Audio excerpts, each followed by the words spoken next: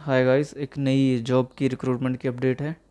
Defence R&D organisation DRDO के नाम से जाना जाने वाला साइंटिफिक एनालिसिस ग्रुप जो है, उसमें कुछ पोस्टें निकली हैं। जो सबसे पहले बात है, इसमें मैथमेटिक्स के 03, कंप्यूटर साइंस इंजीनियरिंग के 03, इलेक्ट्रॉनिक्स इंजीनियरिंग के 03। जो इनकी जो एजुकेशन क्वालिफ़िकेशन है, स्पेशलाइजेशन है, ये आप देख सकते हैं इसमें। ठीक है, अपने जो भी आपके डिज़ायरेबल है उसमें आप फिल कर सकते हैं। मेमोरेंडम जो है इसका मेमोरेंड्स ये है 15,000। General condition instructions, age limit जो इसमें रहेगी, limit for the above following maximum जो होगी वो 28 रहेगी। रैक गवर्नमेंट ये वेबसाइट होगी जहाँ पे आपने अप्लाई करना है। जो इसकी फ़ीस है इसमें मैं आपको देख के बताता हूँ।